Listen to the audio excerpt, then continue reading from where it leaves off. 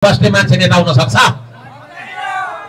ती मान्छेहरू जसलाई हामीले देशको इतिहासमा पहिलोचोटि किसानको सरकार बन्दैछ। आदरणीय दाजुभाइ दिदीबहिनीहरू ताली बजाउनु होला सबैले। पहिलोचोटि तपाईहरु जाग्न तयार हुनुहुन्छ? हो, म विश्वास गर्छु, किनभने आज तपाईँ जाग्न नचाहने हो भने यहाँ आएर यो चौरीमा तपाईँ यसरी बसिरहनु हुन्न थियो। चाखी चाखी चाखी चाखी कसी लगाई लगाई नुन र सुनलाई चिने जस्तो तरिकाले तपाईले मान्छेलाई चिनेर भोट हाल्नुपर्छ। छैन छैन छैन यो देशमा। विदेशबाट ऋण लिली त्यो लिएको ऋण पनि सदुपयोग नगरेर आधाले विकास गरी टोपल्ने, आधाले आफ्नो निजी घर जोड्ने र जग्गा किन्ने मान्छेहरूलाई तपाईले नेता सम्झेर हुन्छ? अब मिडिया मार्फत म सम्पूर्ण 3 करोड नेपालीलाई प्रश्न गर्न चाहन्छु, चिचाई प्रश्न गर्न चाहन्छु दिक्तेलबाट। आज को नाममा, घरि त्यो युद्धको नाममा हजारौं हजार मान्छे तपाईको छोराछोरीलाई मारेर उसको रगतमा टेकेर सत्ताको कुर्सीमा बस्ने मान्छे नेता हुन सक्छ?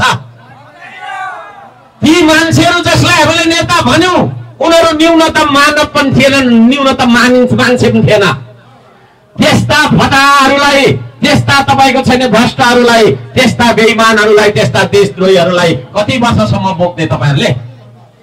म नेपालीहरूलाई प्रश्न गर्न चाहन्छु, कति वर्षसम्म बोक्नुहुन्छ तपाईहरुले? है त्यसैगरी सतीनाथ छामीलाई पनि आसन ग्रहण गरिदिनुहुन हार्दिक अनुरोध गर्दछु। त्यसैगरी अत्यन्तै ठुलो पनि आसन ग्रहण गरिदिनुहुन हार्दिक अनुरोध गर्दछु। देखिरहनु भएको र सम्पूर्ण पत्रकार मित्रहरूलाई एकमुष्टमा आसन ग्रहण गरिदिनुहुन हार्दिक अनुरोध गर्दछु। साम्पाङ राईज्यूलाई हार्दिक अनुरोध गर्दछु।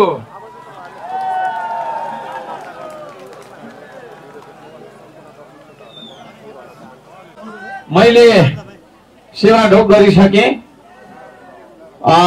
हाम्रो यो आज संगठन विस्तार तथा आम सभा भनेर चाहिँ एउटा ब्यानर पछाडि हामीले राखेका छौं। यो ब्यानरमा भइराखेको कार्यक्रमको अध्यक्षज्यू खोटाङ जिल्लाका जिल्ला संयोजक हाम्रो प्रताप राईज्यू,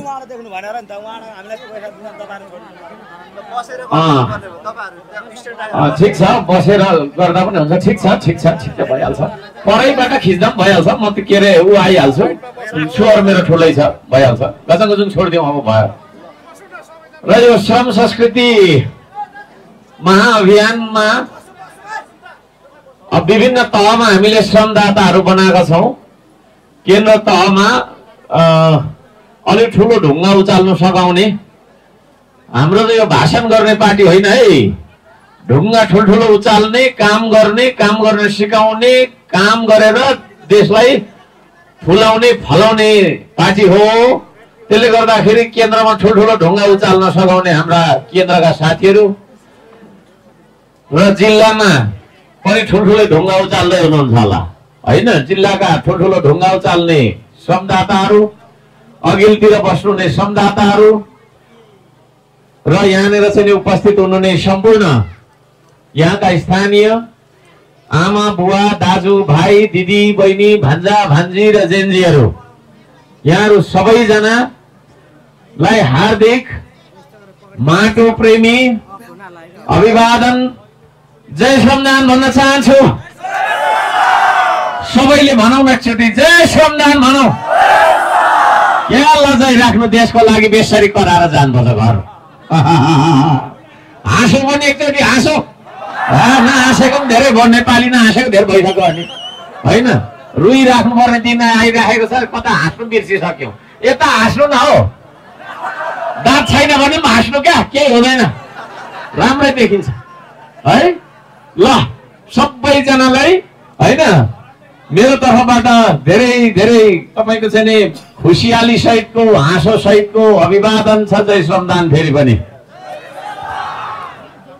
धेरै धेरै धन्यवाद छ। यहाँहरूले अत्यन्तै ठुलो स्वागत गर्नु भएको छ। हाम्रो टिमलाई र यो कार्यक्रम आयोजना गर्नुहुने यो सम्पूर्ण व्यवस्थापन गर्नुहुने हाम्रा छैन जिल्लाका श्रमदाताज्यूहरू साथै सबैजनालाई धन्यवाद दिन चाहन्छु। अघि मैले सुन्दै थिएँ यो साउन्ड सिस्टम पनि सौजन्यमा आयो, सहयोगको रूपमा आयो, निशुल्क भनेर आयो हैन। उहाँलाई पनि धन्यवाद दिन चाहन्छु र जो जतिले यो कार्यक्रमलाई सम्भव बनाउनका लागि विभिन्न किसिमले सहयोग गर्नुभएको छ यहाँहरू सबैजनालाई हार्दिक धन्यवाद दिन चाहन्छु। कलाकारहरूलाई धन्यवाद दिन चाहन्छु। अहिले भर्खर कस्तो राम्रो नाच्नु भयो। यतापट्टि बसेर चाहिँ एकजना अग्रज हाम्रो बाबाले झेम्टा बजाउँदै हुनुहुन्थ्यो। मैले मालाम लगाइदिएको थिएँ। कता जानुभयो कोनी है? कता जानुभयो? त्यही हुनुहुन्छ। ल धन्यवाद छ उहाँलाई पनि, कलाकार सबैजनालाई धन्यवाद छ र सबैजनालाई धन्यवाद दिन चाहन्छु। मलाई पनि अलिअलि धन्यवाद छ होइन हो। हाम्रो यो कार्यक्रमलाई देशव्यापी बनाइदिनका लागि, देश तपाईको छैन विदेशमा राष्ट्रिय अन्तर्राष्ट्रिय रूपमा चाहिँ फैलाइदिनका लागि सहयोग गर्न आउनुहुने सम्पूर्ण आदरणीय मिडियाकर्मी जीवहरूलाई पनि धन्यवाद दिन चाहन्छु। प्रहरी सुरक्षाकर्मी मित्रहरूलाई पनि धन्यवाद दिन चाहन्छु। सबैजनालाई हार्दिक धन्यवाद दिन चाहन्छु। धेरै धेरै धन्यवाद छ। खोटाङ म जन्मिएको जिल्ला यो डाँडा यहाँ चाहिँ तपाईँको तालखर्कदेखि उतापट्टि त्यो तपाईँको चाहिँ बगरे भन्ने ठाउँबाट हुँदै हुँदै उता पाथेगा पल्लोपट्टि पहिला खारतम्सा भन्थ्यो के अरे होइन, खारतम्सा 9 भन्थ्यो पहिला। अहिले चाहिँ केपी लासगढी वडा नम्बर 2 भन्छ। कोही एउटा सानो गाउँ चोखानेमा जन्मेको मान्छे हो म र मैले एसएलसी सम्म यही तपाईँको गाउँको स्कुलमा पढेँ। त्यस पछाडि उदो झरेको हो। त्यसो भएको कारणले गर्दाखेरि म आफ्नो घरमा आउँदाखेरि अत्यन्तै खुसी छु आज है। सबैजनालाई धन्यवाद दिन चाहन्छु। तपाईहरुले यत्रो धेरै माया देखाइदिनु भएको छ। अघि भर्खर नारा लाउँदै हुनुहुन्थ्यो, हर्क आऊ देश बचाऊ भन्दै हुनुहुन्थ्यो। म चाहिँ भन्छु श्रमदाता आऊ देश बचाऊ है। मैले एउटा गीतै बनाएको छु, श्रमदाता हो तिमी हौ यो देश बनाउने, श्रमदाता हो तिमी हौ यो देश बचाउने। त्यसो भएको कारणले गर्दाखेरि हर्क आऊ देश बचाऊ भन्दाखेरि हर्क पनि एउटा श्रमदाता भएको कारणले ठिक छ हैन, म त्यसलाई स्वीकार्छु। तर श्रमदाता आऊ देश बचाऊ, श्रम संस्कृति आऊ देश बचाऊ। एकचोटि त्यसो बनाउँ त सबैले, श्रमदाता आऊ देश बचाऊ भन्नुस् त। खोटाङको चिसो पानी हो नि, त्यसै म राम्रो गीत गाउने त्यसै भएको हो त। यहाँ उपस्थित खोटाङ्गे दाजुभाइ दिदीबहिनीहरू भन्दा सबभन्दा नराम्रो स्वर मेरो छ, तर म पनि हिट छु भनिसकेपछि यहाँ सबैजना कति हिट होला होइन। फेरि यसो भनौँ त, श्रम संस्कृति आऊ देश बचाऊ भनौँ त जोडले। हेर्नु न कस्तो सुरिलो भाकामा गएको होइन। यहाँहरू सबैजनालाई धन्यवाद दिन चाहन्छु। यही खोटाङको माटोमा जन्मिएको मान्छे म, यही खोटाङको धुलो र हिलोमा खेलेर हुर्केको मान्छे म। त्यसो भएको कारणले गर्दाखेरि हुन त मेचीदेखि महाकाली लिपुलेक लिङ्गिया धुरासम्मै नेपाल हो। हिमालदेखि तल तपाईँको छैन भारतको बोर्डर दक्षिणसम्म हाम्रो नेपाल हो। जहाँको माटो पनि मेरो आफ्नो माटो हो। तर खोटाङको माटो चाहिँ होइन, म यही जन्मेको भएको कारणले अझै धेरै नजिकको माटो जस्तो मलाई लाग्छ। यहाँहरू सबैजनालाई हार्दिक धन्यवाद दिन चाहन्छु। यति धेरै सम्मान गरेर यहाँहरू उपस्थित भइदिनु भएको छ, सम्मान देखाउनु भएको छ। हृदयदेखि यहाँहरूलाई पनि हार्दिक सम्मान गर्न चाहन्छु।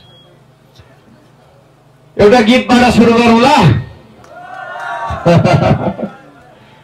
सबैजनाले गाउनु है, बस्ने युवाहरूले पनि गाउनुपर्छ।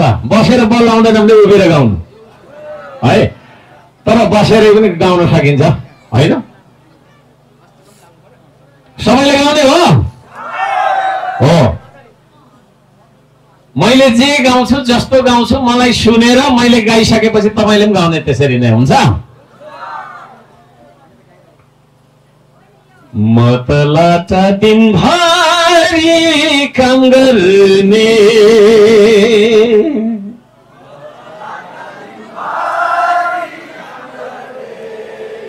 तिमी त बाछा दिनभरि गफ गर्ने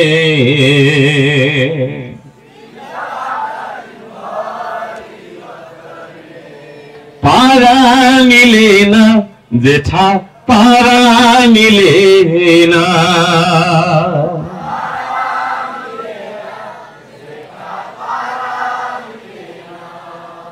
तिमी गनाउँछौ विदेशी तारा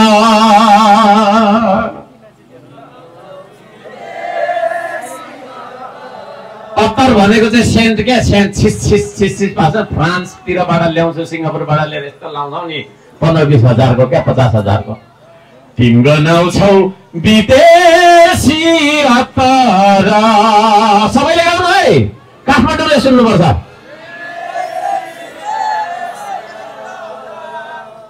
असिन पसिन माता हजुर हिलोमा लटपटा सबैले गाउनु होला यताकोले गाएको छैन कि यसो गरौँ त गाइराखेको रहेछ पारा मिलेन मैला पारा मिलेन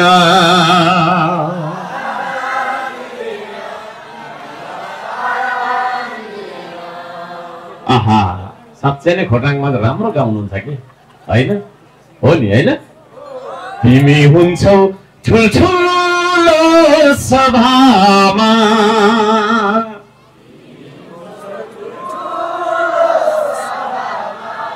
म चाहिँ हुन्छु भिरा र पाखामा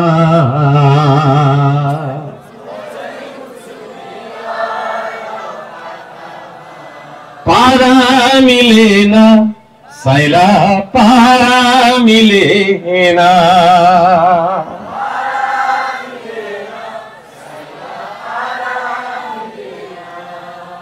साँच्चै नै आदरणीय दाजुभाइ दिदीबहिनीहरू हामी काम गर्ने मान्छे फरक छौं गफ गर्ने मान्छेहरूले बेची खान लागेको देश बचाउनका लागि गफ गरेर देश बिगारेका मान्छेहरू छन् यहाँनिर गफ गर्नेहरूले बिगारेको देश बनाउनका लागि अब हामी तपाईं जस्ता लाटा सोझा सिधा नेपालीहरू जाग्नुपर्छ भन्ने आवाज लिएर आज हामी यहाँ आएका छौं तपाईहरु जाग्न तयार हुनुहुन्छ हो म विश्वास गर्छु किनभने आज तपाईं जाग्न नचाहने हो भने यहाँ आएर यो चौरीमा तपाईं यसरी बसिरहनु हुन्न थियो तपाईको काम छ मलाई थाहा छ म यही खोटाङको एउटा गाउँमा चोखाने गाउँमा जन्मेर हुर्केको मान्छे मलाई सबै थाहा छ किसानलाई यति धेरै धावा हुन्छ बिउ छर्नु पर्ने बिउ तपाईको चाहिँ नि गोड्नु पर्ने बिउ तपाईको चाहिँ नि सार्नु पर्ने खन्नु पर्ने जोत्नु पर्ने गोड्नु पर्ने फेरि उठाउनु पर्ने कहिले पनि काम सकिदैन हैन चौपायालाई घाँस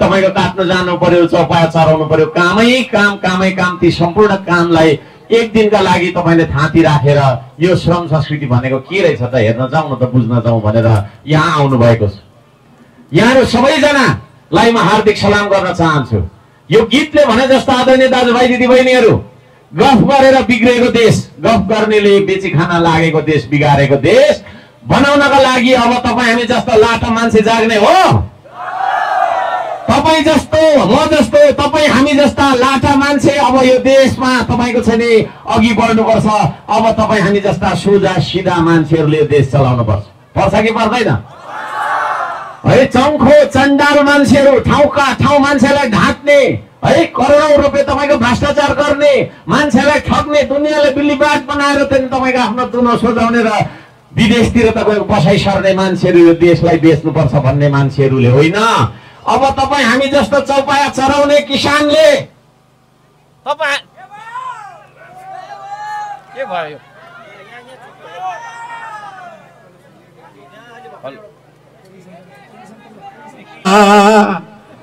अलि हाँसिदेऊ न ऊर्जा मन्त्रीले हाँसिदेऊ अलिक हाँसिदेऊ हाम्रो कुलमानजीले अलि हाँसिदेऊ नचाहिँदो काम डरले फुरफुर ए फेरि आएछ है केही छैन सुन्नु होला सबैजनाले है हामी जहाँ जहाँ जान्छौँ लाइन काटिन्छ र डर आउँछ साथीहरू ए के गर्ने तर हामी डराउँछौँ हामी डराउँदैनौँ हो देश गफ गर्नेले बिगारेको देश तपाईँ हामी जस्ता किसानले बनाउनु पर्छ अब तपाईँ तयार हो तपाईँ हामी जस्ता मजदुरले बनाउनु पर्छ अब तयार हो तपाईँ हामी जस्ता श्रमिकले बनाउनु पर्छ अब तयार हो हामी यदि त्यसो हो भनेदेखि तपाईँको छैन अब हाम्रो सरकार बन्छ यो देशमा यो देशको इतिहासमा पहिलोचोटि किसानको सरकार बन्दैछ आदरणीय दाजुभाइ दिदीबहिनीहरू ताली बजाउनु होला सबैले पहिलोचोटि यो देशमा गोठालाको खेतालाको सरकार बन्दैछ ताली बजाउनु पर्छ मजदुर दुखी गरिबको सोझा निमुखाको सरकार पहिलोचोटि यो नेपालको इतिहासमा बनाउँदैछन् श्रम संस्कृतिले त्यो सरकार तपाईको सरकार हो ताली बजाउनु पर्छ सबैजनाले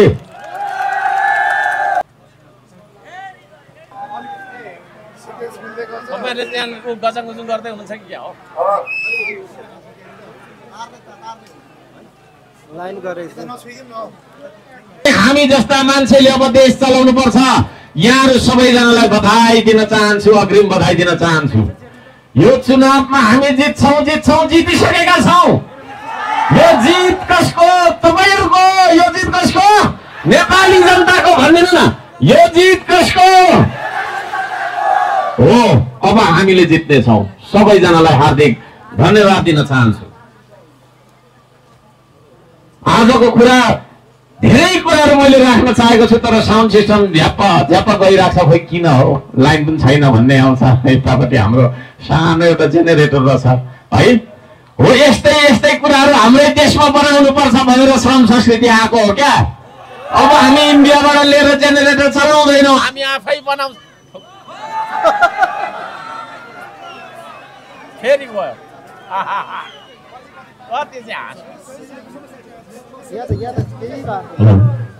अब हामी आफै बनाउँछौं कि बनाउँदैनौं हो एउटा तपाईहरु त्यहाँनिर छोडिदिनु एउटा प्रश्नबाट सुरु गरौं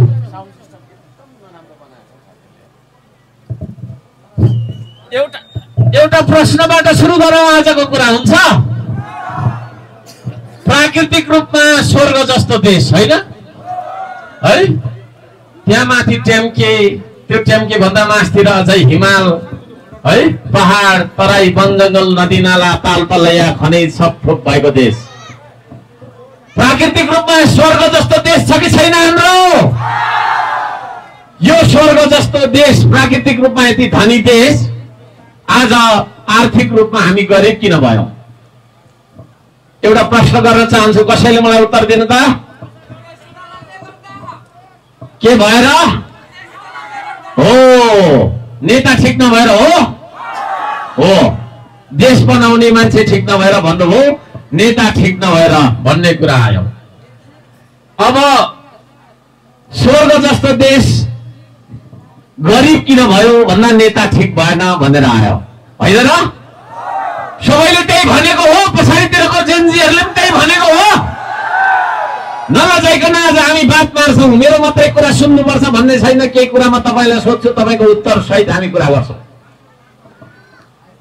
हो पक्कै पनि नेता ठीक भएन किन नेता ठीक भएन त भन्दाखेरि हैन हामीले नेताको गुण भएको मान्छेलाई हामीले चुनेनौं नेता हुनका लागि आदरणीय दाजुभाइ दिदीबहिनीहरु नेतासँग कहाँ जाने के गर्ने कसो गर्ने भन्ने दृष्टिकोण हुनुपर्छ जसलाई इंग्लिशमा भन्छ भिजन बिनाको मान्छेलाई हामीले नेता चुन्यौं चिल्लो गाडी चढेर आयो सुकिलो मुकिलो लुगा लगाएर आयो टिलिक्क टल्किने जुत्ता लगाएर आयो है तपाईको छैन 2-4 तोलाको सुनको सिक्री लगाएर आयो गाडीमा सल्लाह लायो उही रहेछ नेता भनेर हामीले हैन तपाईको छैन उसलाई हामीले नेता भन्यौं तर नेतासँग हुनु पर्थ्यो भिजन बिनाको मान्छेलाई हामीले नेता सम्झ्यौं कुरा बुझ्नु भयो नि भिजन बिनाको मान्छे दृष्टिकोण बिनाको मान्छे है कहाँ जाने के गर्ने भन्ने कुनै कुरा थाहा नभएको मान्छेलाई हामीले नेता सम्झेर यो देश स्वर्ग जस्तो देश भएर पनि हामी गरिब हुनु पर्यो। आदरणीय दाजुभाइ दिदीबहिनीहरू, म तपाईहरुको केही समय लिनेछु, धैर्य धारण गरेर सुन्नु होला। सधैँ यस्तो समय जुर्दैन, सधैँ हाम्रो भेट हुँदैन। भेट भए पनि यो प्रसङ्गमा यस्तो तरिकाले भेट नहुन सक्छ। त्यसो भएको कारणले गर्दाखेरि म आज तपाईहरुलाई केही समय लिएर बुझाउनेछु। तपाईहरुले बुझेर जानुपर्ने छ र तपाई गएको गाउँमा तपाईले अरूलाई पनि बुझाउनु पर्ने छ। नेता भनेको त भिजन भएको हुनुपर्ने रहेछ भनेर बुझाउनुपर्छ। हाम्रो देशको मान्छेमा, हाम्रो देशको नेतामा भिजन छैन भन्ने कुराको प्रमाण कसरी थाहा हुन्छ भने हाम्रो देशको मान्छे, हाम्रो देशको नेताले समस्याको पहिचान गर्न सक्दैन। के हो त समस्या भनेर समस्याको ठिकसँग पहिचान गर्न सक्दैन। पहिचान गर्न सके पनि, मुस्किलले पहिचान गर्न सके पनि त्यसको समाधान के हो भन्ने उसलाई थाहा हुँदैन। समाधान के हो भन्ने समस्या नचिन्ने मान्छे नेता हुन सक्दैन। समस्या यो हो भनेर थाहा भएर उसको त्यो समस्याको समाधान के हो भनेर दिन नसक्ने मान्छे नेता हुन सक्दैन। समाधानको उपाय गर्न नजान्ने मान्छे, समाधान गर्न नजान्ने मान्छे, उपाय थाहा नभएको मान्छेलाई नेता भन्न मिल्दैन। तर हामीले त्यस्तो मान्छेहरूलाई नेता भनिरह्यौं। तपाईहरुलाई के लाग्छ, हो कि होइन? हो। कुनै एउटा समस्या छ भने त्यो समस्यालाई समाधान गर्नको साटो त्यो समस्यालाई एजेन्डा बनाएर जहिले भोट माग्न आउने अनि चुनावमा भोट जितेर गएर फेरि अर्कोचोटि पनि त्यही समस्या देखाएर आउने, त्यस्ता खालका मान्छेहरूलाई हामीले नेता सम्झ्यौं। त्यसो भएको कारणले गर्दाखेरि हाम्रो देश समृद्ध बन्न सकेन। प्राकृतिक हिसाबले सबै थोक भएर पनि हाम्रो देशमा तपाईको छैन दुई छाक खान सक्ने गरीको हाम्रो आर्थिक जो हामीले गर्न सकेनौं। आदरणीय दाजुभाइ दिदीबहिनीहरू, भिजन भएको मान्छे, दृष्टिकोण भएको मान्छेलाई हामीले नेता सम्झनुपर्छ। नुनिलो गुण नभएको चिजलाई हामीले नुन भन्न मिल्छ? पहेँलो देख्दैमा सबै कुरा सुरु हुन्छ र? हो। नुन हुनको लागि चाख्दाखेरि नुनिलो हुनु पर्यो है। सुन हुनको लागि पहेँलो देखिएर मात्रै भएन हैन। आगोको छेउमा लाँदाखेरि तपाईको चाहिँ पिल्सेर गइहाल्यो, खुइलेर गइहाल्यो, त्यो सुन हो होइन। त्यसो भएको कारणले गर्दाखेरि आदरणीय दाजुभाइ दिदीबहिनीहरू, अबको दिनहरुमा तपाईहरुले आफ्नो प्रतिनिधि चुन्दै गर्दा, चुनावहरुमा स्थानीय होस् या तपाईको चाहिँ माथिको निकायको प्रदेश र संघको चुनाव होस्, त्यसको प्रतिनिधि उम्मेदवार चुन्दै गर्दा अब तपाईहरुले चाखी कसी लगाई नुन र सुनलाई चिने जस्तो तरिकाले तपाईले मान्छेलाई चिनेर भोट हाल्नुपर्छ। हो। अब हामी तपाईको छैन पहिला जस्तो गर्दैनौ। गुण भएको मान्छे, नेतृत्व भएको मान्छेलाई हामीले नेता सम्झिनुपर्छ। नेतृत्वको गुण भएको मान्छेलाई हामीले नेता सम्झिनुपर्छ। तर हामीले चुनेका नेताहरू कस्ता खालका नेताहरू भए त भन्दाखेरि नेतृत्वको गुण नभएका नेताहरू भए। उनीहरूसँग भिजन त थिएन। उनीहरूसँग तपाईको छैन केही थिएन, समाधान गर्ने कुरा त थिएन। उल्टो उनीहरूले के गरिदियो भन्दाखेरि तपाईको टाउकोमा, मेरो टाउकोमा, हाम्रो सन्तानको भविष्यमा ऋणको भारी बोकाइदिए। विदेशबाट पैसा लिएर बाटो बनाउँछु भन्ने मान्छे नेता हुन सक्दैन। आदरणीय दाजुभाइ दिदीबहिनीहरू, नेता हुन सक्दैन है।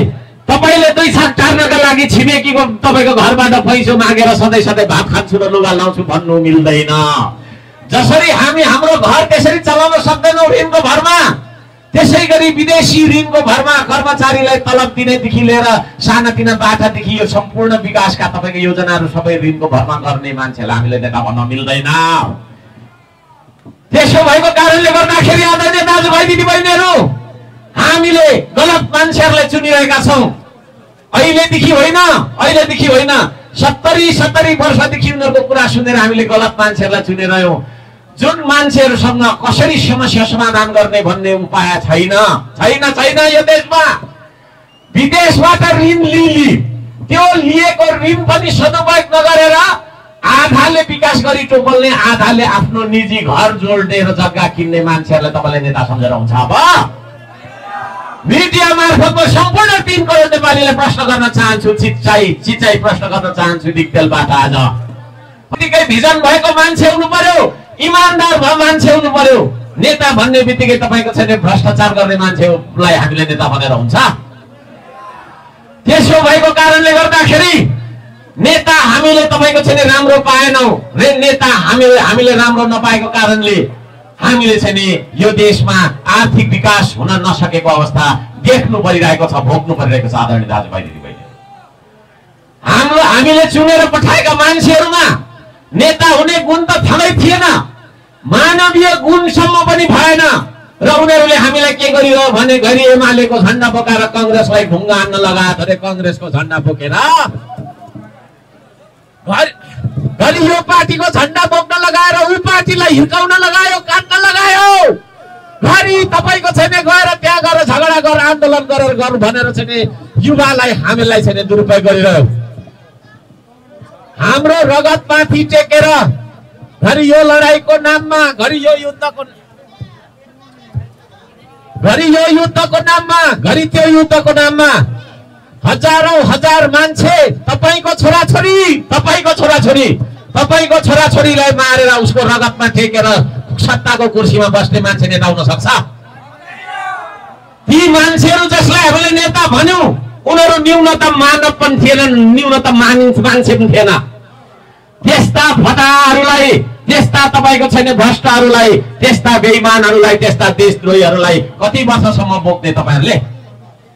म नेपालीहरूलाई प्रश्न गर्न चाहन्छु, कति वर्षसम्म बोक्नुहुन्छ तपाईहरुले? है दिएको छ काठमै तपाईको गुमुत गरिदिएको छ, दिशा पिसाब गरिदिएको छ, तपाईको टाउको भरि तपाईको चोटै चोट र दुर्गन्धित तपाईको अवस्थामा तपाई हिँडिराख्नु भएको छ, बाँचिराख्नु भएको छ। त्यसो भएको हुनाले आदरणीय दाजुभाइ दिदीबहिनीहरू, त्यसो भएको हुनाले अब हामीले तपाईको छैन त्यस्ता मान्छेहरूले नेता सम्झनु, नेता ठान्नु र मान्नु छोड्नुपर्छ। म सबैजनालाई अनुरोध गर्न चाहन्छु, त्यस्ता मान्छेहरूलाई हामीले नेता सम्झनु हुँदैन। नेता भनेपछि उसँग भिजन हुनु पर्यो, उसँग इमानदारी हुनु पर्यो, उसले दूरदर्शी तपाईको चाहिँ निर्णयहरू गर्न सक्नु पर्यो। एउटा बाटो देखाएर चाहिँ तपाईको 10 वर्षसम्म तपाईको ठेक्दारलाई लगाउँदै कमिसन खाँदै बस्ने मान्छे, भोटाएर बस्ने मान्छे, बिना स्रोतको सम्पत्ति बोक्ने के अरे जोड्ने मान्छेलाई तपाईलाई नेता भनेर हुन्छ? जोडाले भन्नुहोस् हुन्छ? हो, एक दिन कराउँदा केही हुँदैन, म महिनौं दिन भइसक्यो कराएको, केही भएको छैन है। अब हामी भित्रै आत्माबाट जाग्नुपर्छ आदरणीय दाजुभाइ दिदीबहिनीहरू। त्यो जाग्नुपर्छ भनेर आवाज लिएर आएको मान्छे हौ हामी। तपाईहरुसँग हामी हात मिलाउन आएका मान्छे हौ, तपाईहरुसँग काँध मिलाउन आएका मान्छे हौ, तपाईहरुसँग यो देश बनाउनका लागि साथ मिलाउन आएका मान्छे हौ। म यहाँहरु सबैजनालाई यो निवेदन गर्न चाहन्छु, विकास र समृद्धिको बारेमा एउटा केही तपाईको छैन विचार नभएका मान्छेहरूलाई हामीले अब भोट दिनु हुँदैन, हुन्छ र? हुँदैन। विदेशबाट ऋण लै तपाईहरु हाम्रो टाउकोमा बोकाएर त्यो ऋणको पनि कमिसन खाएर करोडौं रुपैयाँ घोटाला गरेर हैन, अरबौं रुपैयाँ घोटाला गर्ने। अनि तपाईको छैन अस्ति भर्खरको एउटा कुरा छ नि, केस आएको छ नि, 8 अर्ब घोटाला गरेको मान्छे 5 लाखमा छुट्यो। अलिक हाँसिदिउँ, यस्ता फटारले चलाएर आएछ देश है। त्यस्ता फटारको शासनलाई अन्त्य गर्न सक्छ कि सक्दैन खोटाङवासीले? सक्छ, मलाई लाग्छ सक्छ है, मलाई लाग्छ सक्छ। त्यसो भएको कारणले गर्दाखेरि म सबैलाई अपिल गर्न चाहन्छु, अब हामी तपाईको छैन त्यता होइन, संस्कृतितिर आउनुपर्छ। थुप्रै कुराहरू छन्, केही समय धैर्य धारण गर्नुपर्छ तपाईहरुले। मैले तपाईहरुलाई आज बल्ल बल्ल भेट्दाखेरि बुझाउनु पर्ने हुन्छ, थुप्रै कुराहरू बुझाउनु पर्ने हुन्छ। आदरणीय दाजुभाइ दिदीबहिनीहरू, हामी अब आफ्नो चुनावमा आफ्नो भोट कसरी लगाउँछौं भन्ने बारेमा पनि केही कुरा बुझ्नुपर्छ। म सम्पूर्ण श्रमदाताहरूलाई मतदाता शिक्षा, मतदान शिक्षाको तपाईको छैन अभियान लिएर गाउँ गाउँमा छिर्नु होला भनेर म निर्देशन दिन चाहन्छु। श्रम संस्कृतिमा आबद्ध हुनुहुने सम्पूर्ण समर्थकहरूलाई, देश विदेशमा रहनुहुने सम्पूर्ण समर्थकहरूलाई, तपाईहरुको आफन्तहरूलाई गाउँ गाउँमा फोन गरेर, ठाउँ ठाउँमा फोन गरेर अब एक भोटको महत्त्व बुझाउनुहोस् भनेर म तपाईको चाहिँ अपिल गर्न चाहन्छु। यो लोकतन्त्रमा हामीसँग एउटा भोट छ, अर्बपति खर्बपति करोडपतिसँग पनि एउटै मात्रै भोट हुन्छ, गरिब दुखीसँग पनि एउटै मात्रै भोट हुन्छ। त्यो एउटै मात्रै भोटको आधारमा हो हामी सबैजना बराबर छौं भनेको। तपाईको भोट पनि एउटै हो, मेरो भोट पनि एउटै हो, बेसरी पढे लेखेको मान्छेको भोट पनि एउटै हो, पढ्न नजान्ने औँला छाप मान्छेको औँठा छाप मान्छेको भोट पनि एउटै हो। लोकतन्त्रमा हामी नागरिकलाई मतदानको अधिकार मताधिकार एउटा मात्रै दिएको कारणले गर्दाखेरि हामी सबै बराबर छौं, एउटा नेपाली अर्को नेपालीसँग बराबर त्यो अर्थमा छ। त्यसरी दिएको एउटा भोट, तपाईले एउटा भोट कसलाई दिँदै हुनुहुन्छ भन्ने बारेमा तपाईले बुझ्नुपर्छ। चुनावलाई हामीले जहिले पनि रमाइलोको रूपमा लियौं, चाडबाडको रूपमा लियौं, रक्सी खाएर भोट हाल्यौं, मासु खाएर भोट हाल्यौं, प्रलोभनमा तेरो छोरालाई जागिर लगाइदिन्छु भन्ने कुरा सुनेर भोट हाल्यौं। मेरो त काका उठ्नु भएको छ, मेरो त मामा उठ्नु भएको छ, आफन्तमा मेरो गाउँले हुनुहुन्छ भनेर हामीले भोट हाल्यौं। तर त्यो मान्छे जो मान्छेलाई तपाईले भोट हाल्नुभयो,